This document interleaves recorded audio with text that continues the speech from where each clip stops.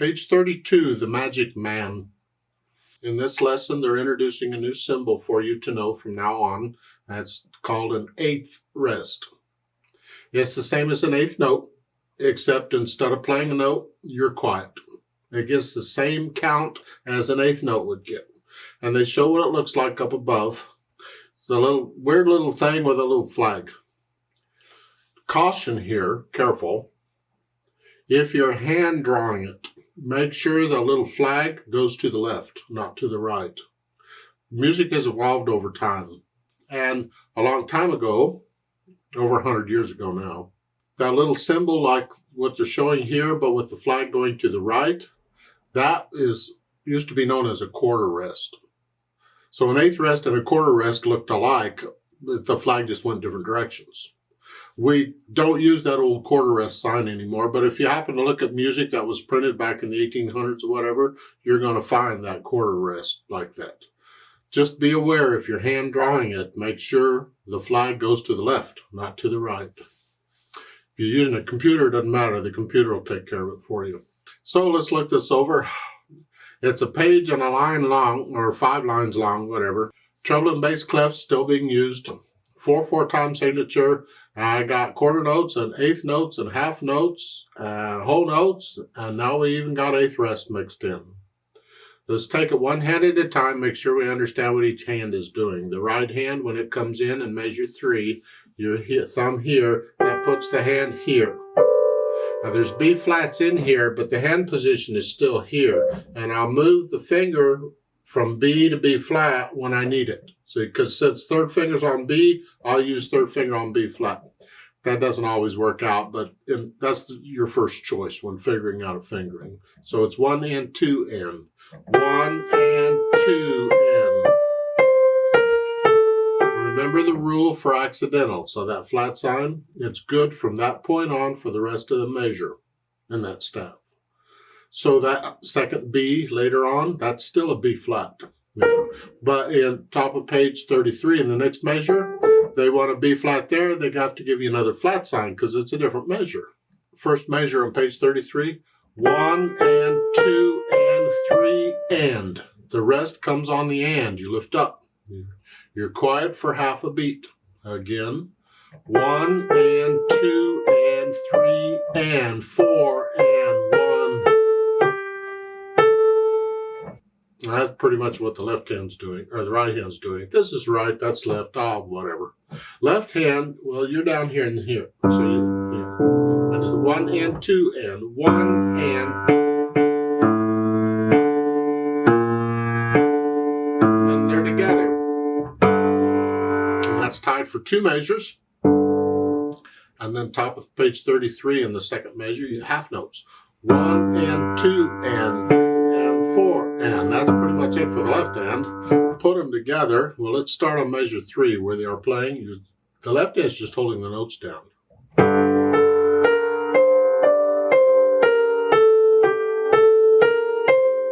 Rest. 3 and. And so you put the hands together.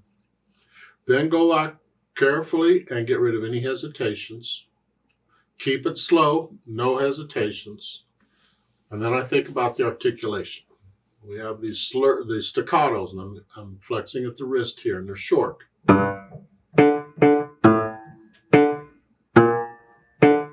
The right hand, there's nothing marked, connect it. Just lift up for the rests. So the third measure.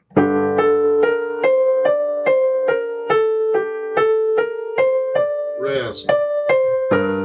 Now the half notes in the left hand, connect those. Now I can put in the phrasing. There's nothing marked, but it's what sounds like a musical thought. The melody, I gotta go kind of quick on the melody so I can hear it better.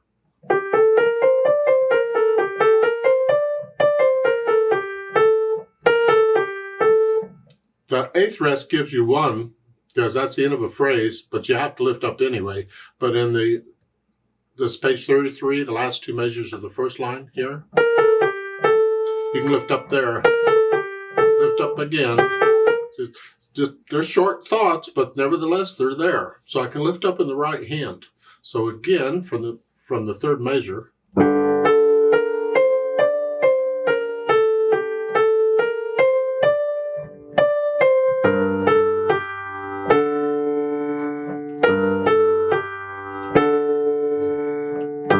See, and the half notes, I'm connecting those. So even in the last two measures of the first line on page 33 here, I'm lifting up in the right hand, but I'm connecting the left hand. At the end of the line, I have to lift up in the left hand because I got to play the D again. Otherwise, I'd connect it. Then at the very end, the staccato's the last measure. It's staccato with an accent. Play a little louder. Let the wrist collapse a little bit here. Don't. No, just they go down more quickly. The keys go down more quickly, using more weight. That's all. Then the dynamics. P at the beginning for piano is soft. Whatever you think soft is in your situation. And then in the third measure, they give you an MF. That applies to the melody, which is in the right hand. The left hand is going to stay soft. You don't get anything else until page 33, second line, last measure. You get a crescendo, the hairpin to get louder. You're going to go up to loud for the third line.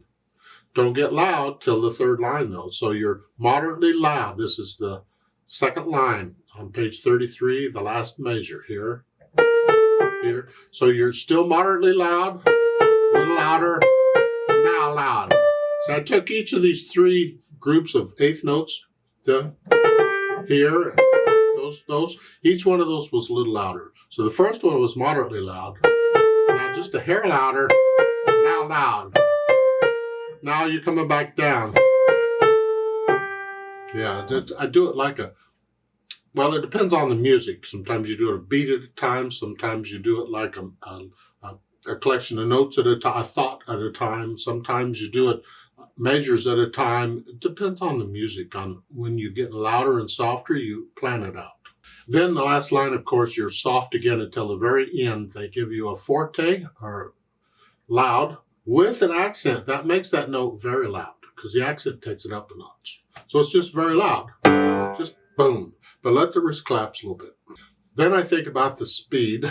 Mysteriously, well, that's not a speed, it's a mood. But that a lot of times in music, they don't give you a speed, they give you the mood of the piece, and from that, you decide on the speed. So what do you think mysteriously sounds like?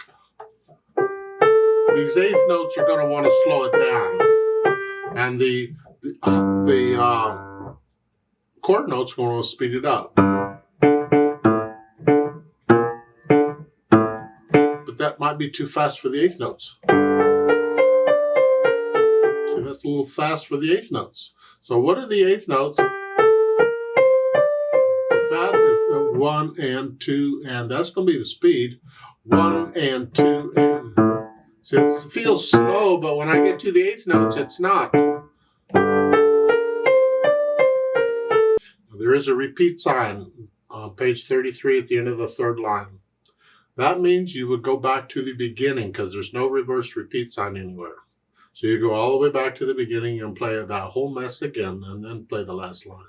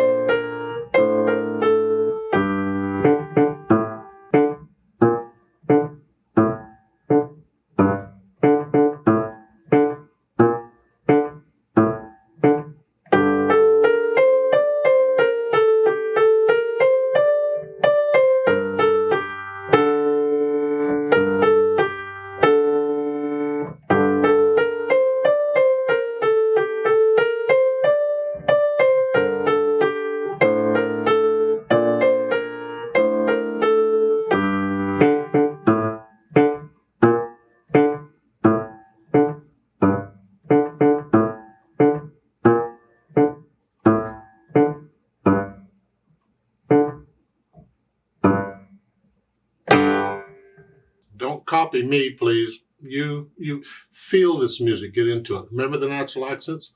1, 2, 3, 4. 1, 2, 1, 2.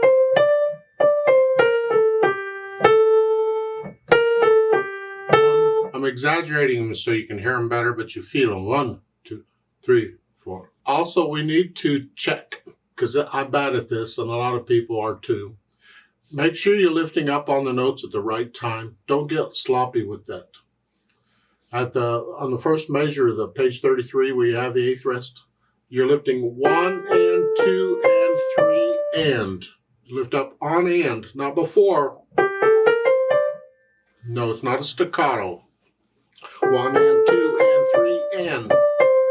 And then on the third line down, third measure, the half note, 1, 2, 3. Come up on beat 3. It's here.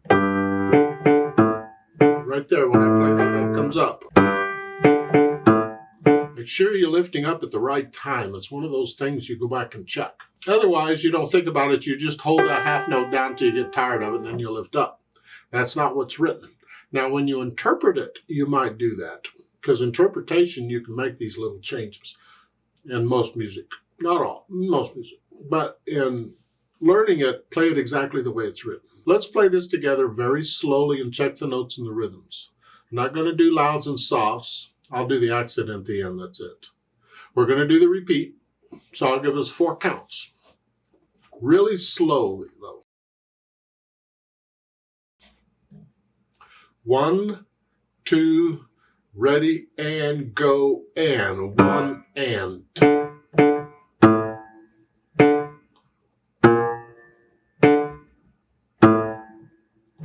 And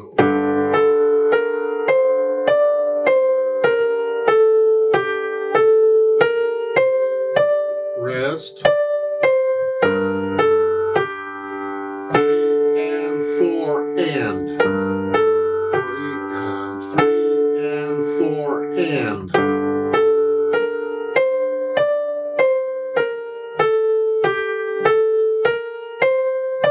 Rest.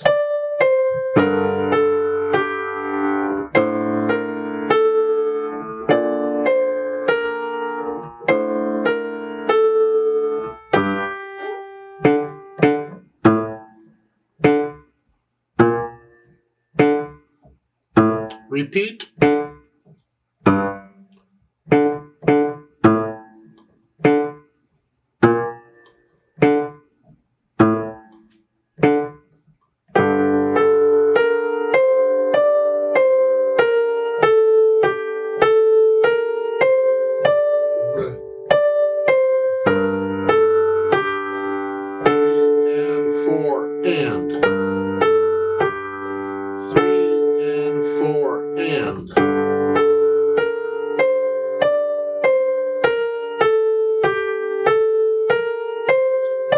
Rest,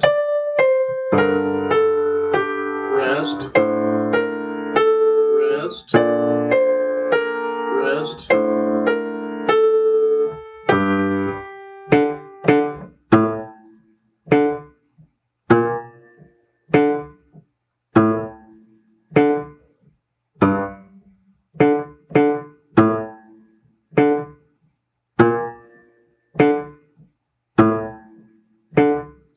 One and 2 and 4 and 2 and rest and.